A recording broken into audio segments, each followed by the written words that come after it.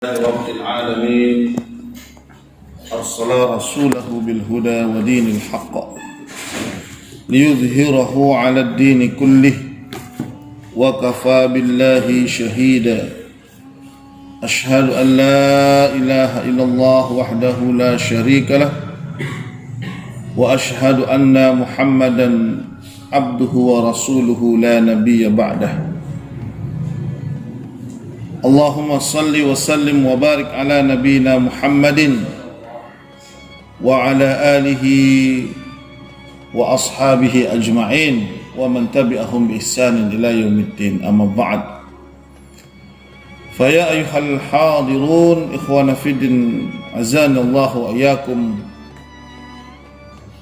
Di antara rahasia-rahasia agar kita bisa hidup dengan tenang, maka Allah Subhanahu wa taala telah menyebutkan di dalam surat Al-Furqan ayat yang ke-63 dan seterusnya. Dan di situ salah satu ciri-ciri orang yang bisa hidup dengan tenang itu, hidupnya tenang adalah mereka yang menjaga salat malam. Solat tahajud dan solat witir. Inilah mereka orang-orang yang hidupnya tenang. Kenapa atau ada apa dengan solat malam? Dan kenapa dia bisa memberikan ketenangan kepada orang tersebut? Yang pertama disebutkan di dalam hadis yang sahih bahwa Allah Subhanahu wa taala turun di langit dunia pada sepertiga akhir malam. Man sa'ala, barang siapa yang meminta kepada Allah, fa'u'tiya, maka Allah akan memberikannya. Wa man ghafara, dan barang siapa yang minta ampun kepada Allah, fa'aghfaru, maka akan diampuni oleh Allah Subhanahu wa ta'ala. Di sepertiga akhir malam Allah turun ke langit dunia, langit yang paling dekat dengan kita. Yakini saja hadis tersebut, karena hadis itulah hadis yang sahih bahwa Allah sangat dekat dengan hambanya. Dan jangan bertanya bagaimana cara turunnya Allah, itu tidak boleh. Allah turun ke langit dunia dengan kebesaran dan keagungannya. Dan tidak perlu kita tahu dan bertanya bagaimana cara turunnya Allah. Nah, saudaraku yang dirahmati oleh Allah Subhanahu wa taala. Jadi waktu beristighfar yang paling baik itu adalah di waktu sahur atau di sepertiga akhir malam.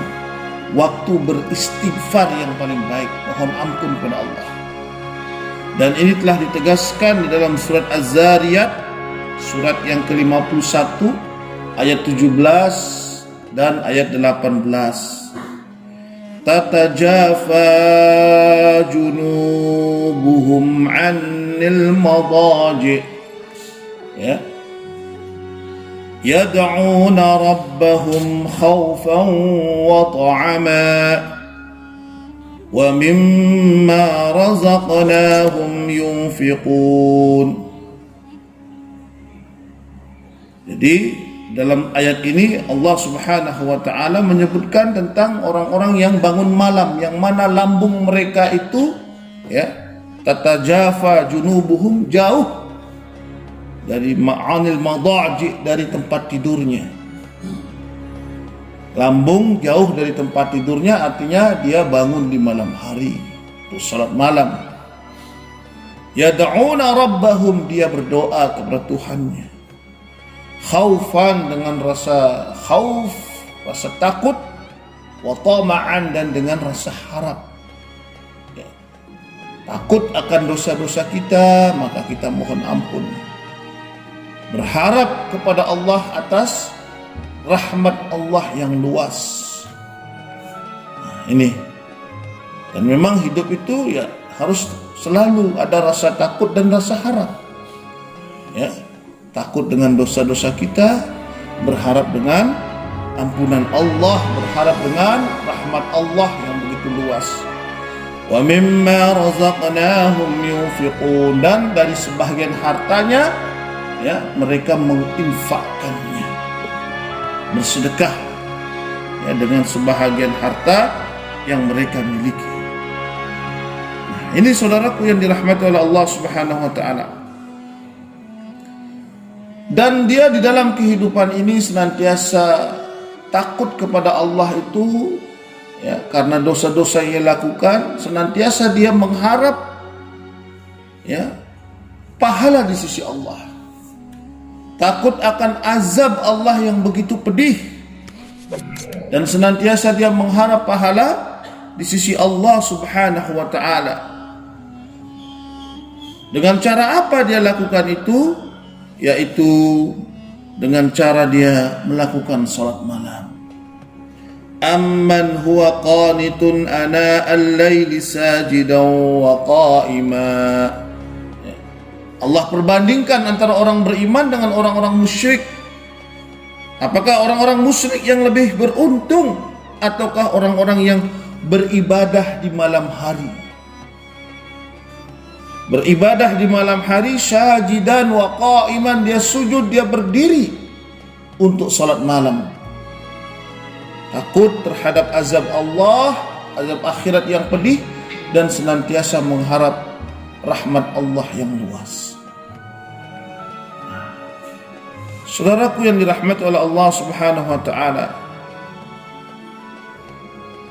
dan di dalam Al-Quran pun Allah Subhanahu wa ta'ala menyebutkan tentang keutamaan waktu sahur selain hadis tadi. Wabil ashari hum yastaghfirun. Wabil ashar, dan di waktu sahur ya, hum, mereka itu senantiasa memohon ampun kepada Allah. Inilah saudaraku yang dirahmati oleh Allah. Kemudian yang terakhir, orang yang hidupnya tenang itulah mereka yang senantiasa suka bersedekah. Selain dia berusaha untuk salat malam, dia juga hobi bersedekah. Makanya tadi di dalam surat As-Sajdah itu ya, Allah gabungkan di situ lambungnya jauh dari tempat tidurnya di malam hari, wa mimma razaqnahum yunfiqun, dan terhadap sebahagian rizki yang Allah berikan kepada dia, maka dia menginfakkannya, bersedekah. Dan sedekah yang paling baik itu kapan? Sedekah yang dilakukan di pagi hari, itu sedekah yang paling baik. Sedekah yang dilakukan di pagi hari. Karena Rasulullah SAW secara umum mendoakan keberkahan bagi umat ini. Allahumma barik li ummati fi bukuriha. Ya Allah, berkahilah bagi umatku di waktu pagi harinya. Maka sedekah yang dilakukan di waktu pagi hari ya adalah merupakan sedekah yang terbaik. Karena apa? Di situ akan terkandung keberkahan-keberkahan.